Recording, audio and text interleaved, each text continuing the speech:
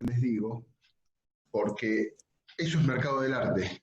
Lo dijeron los Simpsons, fácil, eso es mercado del arte. Una obra totalmente hoy sin concepto puede llegar a tener una venta, una legitimación de valor real, de precio real, pero a los meses, a los días, pasa desapercibido, pasa de moda, deja de tener un valor real de mercado o un precio real de mercado, cayó su mercado, directamente desapareció su mercado. Y pasa y muchísimo. Es un ABC eso. Es el ABC y además es también el ABC de lo que está pasando hoy por hoy en lo que es el arte sin ningún tipo de concepto, que termina siendo una hermosa obra de arte para el mercado. Y eso pasa mucho en lo que es el video de la burbuja del arte, cómo se manipula un, un mercado. Ah, Miriam no escucha, ¿no escuchas nada, Miriam? Ah, pero bien, el tuyo no funciona. Perfecto, perfecto, Miriam. Escribinos por el chat, Miriam, vos. Todo lo que quieras preguntar. ¿Te parece? Entonces, ¿me entendieron? ¿Mm? ¿Qué vamos a empezar hoy? Vamos a empezar, como ya les dije, con una definición de arte. ¿Por qué?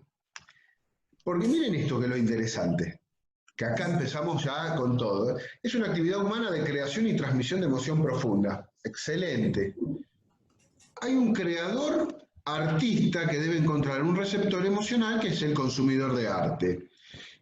Y ya, sin quererlo, en la definición nos está hablando de artista, que es el creador, la oferta y la demanda, que es el consumidor, el receptor emocional de esa obra, el que lo consume, el coleccionista. ¿No? Ya empezamos a hablar un poco también de mercado, sin quererlo.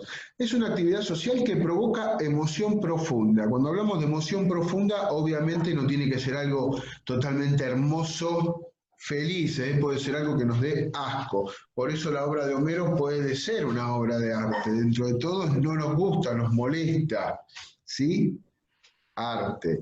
Acá es lo interesante.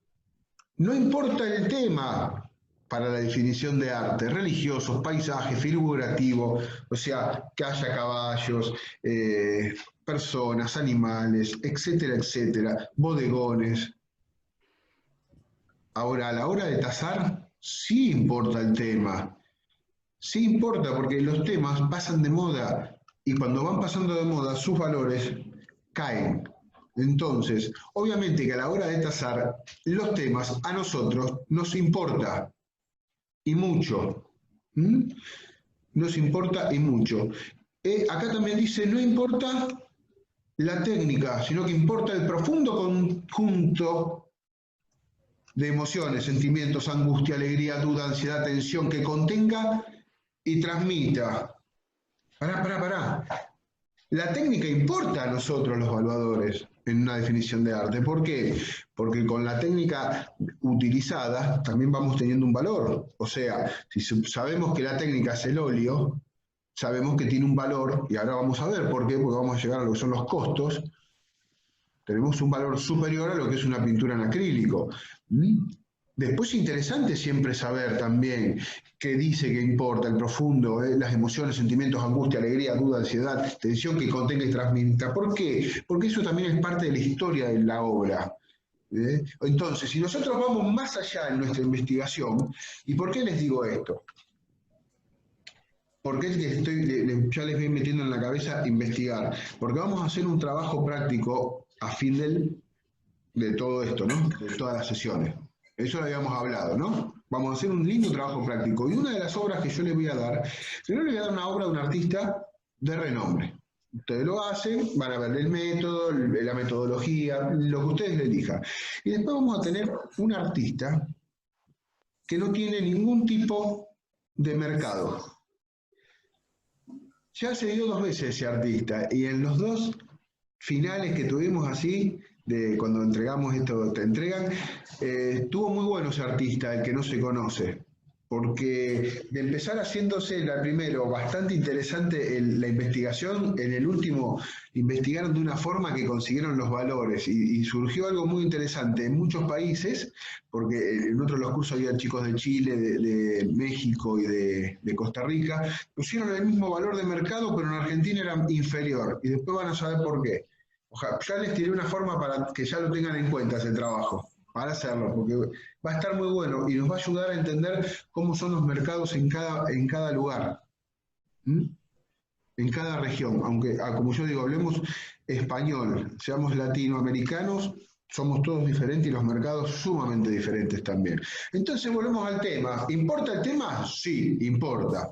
Hay temas que tienen mejor valor, hay temas que tienen un valor inferior. ¿Importa la técnica? Sí, importa, importa. Además, como importa toda la historia del cuadro.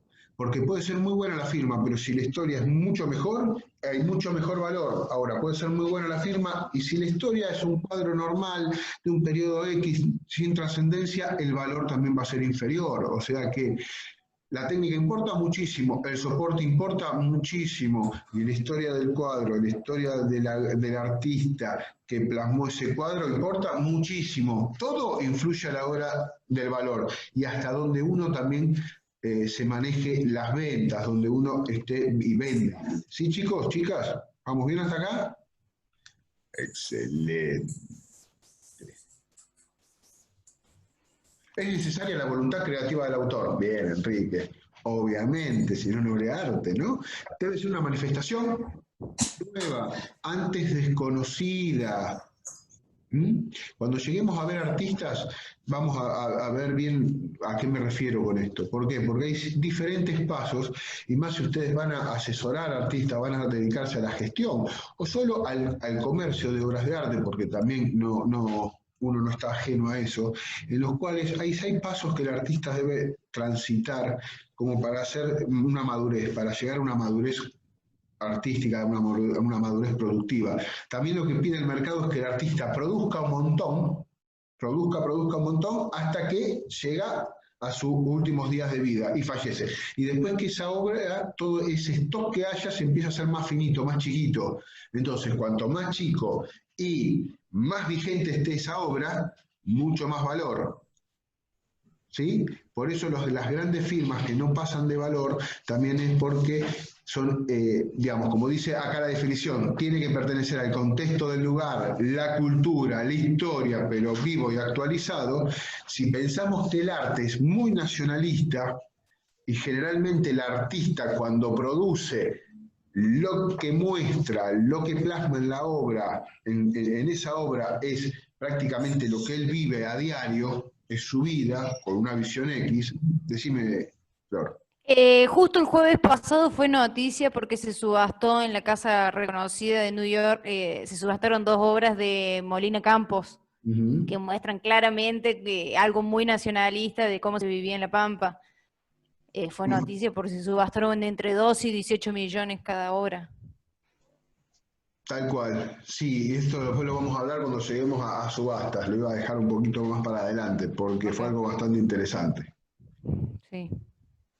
Bastante interesante, pero con lo que vos dijiste, ahora si yo te pregunto, ¿quiénes fueron esas personas que compraron esa obra? Muy No fácil, sé. argentinos, argentinos, dice llanamente. ¿Por qué? Porque la obra generalmente pertenece a la cultura, a la historia, actualizado vivo. Entonces, cuando se hace un poco sectario, si vamos a llamarlo así, es medio feo, pero tan cultural, tan nacionalista las obras, en especial con ciertas firmas, no sale desde de una economía X, ya cuando se empieza a internacionalizar, o sea, cuando no, ¿sabés cuándo se internacionalizan también? Cuando no me dan un lugar en específico. ¿Mm? Son obras que no tienen un momento dado, digamos. Como un ejemplo que doy, el Guernica de Picasso. ¿Por qué Picasso logra ser totalmente, y piensen en lo que es el arte latinoamericano, tan masivo y con buenos valores y con valores bastante económicos, porque tampoco estamos hablando de grandes valores? ¿Por qué? Por lo atemporal de sus obras. Nosotros sabemos que es Guernica y sabemos cuál es la obra del Guernica. Cuando la analizamos y empezamos a ver la historia de Guernica, dónde está, de que fue un bombardeo a una ciudad llamada Guernica, una ciudad vasca, de por parte de Franco, donde se empleó la aviación alemana, la Luftwaffe, se probó, etcétera, etcétera. Sabemos, pero si acá en vez de ponerle el Guernica le ponemos Siria 2017, ponele. ¿No puede pasar? ¿No puede ser un cuadro más o una obra más contemporánea? ¿Mm? Estos son ejemplos, como yo digo, de obras o, digamos, motivos que no son atemporales. Por eso las obras de Picasso son obras que siempre generalmente tienden a tener más valor. Piensen entonces en un artista local, cuanto la obra sea más atemporal, o sea, no me muestre una tendencia de lugar, una tendencia de tiempo, etcétera, etcétera, tienden a tener más valor. ¿Sí, chicos? ¿Está todo perfecto?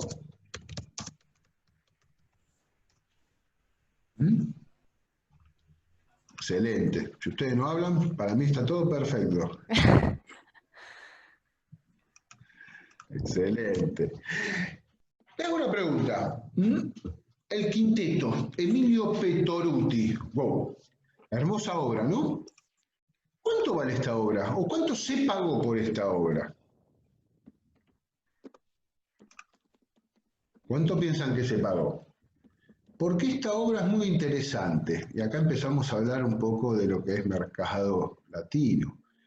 Porque esta obra se vendió en el año 1980. Emilio Petoruti es uno de los artistas más importantes y más caros de la Argentina. Más, es el vendido en subasta artista más caro argentino. No es esta obra la más cara, pero yo pregunto, ¿cuánto piensan que vale esta obra? Bien, Marcia. Bien, Marcia, $225 me tiró Marcia. A ver, Marcia. ¡Oh! Y casi, ¿eh? Casi le pegamos por 15, por 16. Esta obra casi le pega a Marcia. Esta obra tiene un valor de $209.000.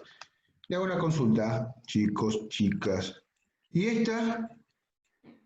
¿Qué valor tiene? Se vendió el mismo día. Permítanme, esta obra la compró el dueño del ingenio Ledesma, de la azúcar Ledesma, que en Argentina la conocemos.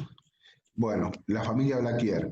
Esta obra, ¿cuánto salió? El mismo día se subastó. Y esto es lo interesante, para que entiendan lo que es mercado del arte, marketing y cómo empezar a sobrevalorar o valorar las obras y artistas en cada uno de los países. Pongo el norte y el sur. 225, en realidad $209.000. Esta obra de Frida y yo, Diego y yo, es un óleo, lienzo montado, fibradura. Miren el tamaño, 28 por 22, del 49, $500.000. Marcia me dice.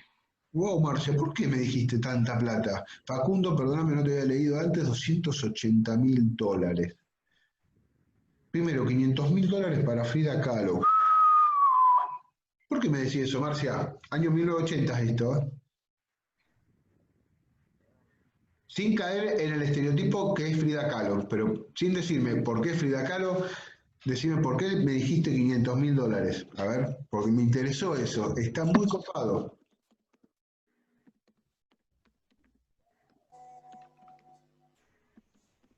A ver qué me pones.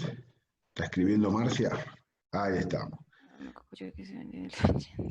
No sabés que se vendió en el 80. No interesa, porque se puede haber vendido en $500.000. Pero mira, en el 80, esta obra de Frida Kahlo, que es una hoja 4, es una verdadera hoja 4, 28 por 22 centímetros, tuvo un valor de venta de $31.000. Nada, Frida Kahlo, nada. ¿Qué fibradura es una madera?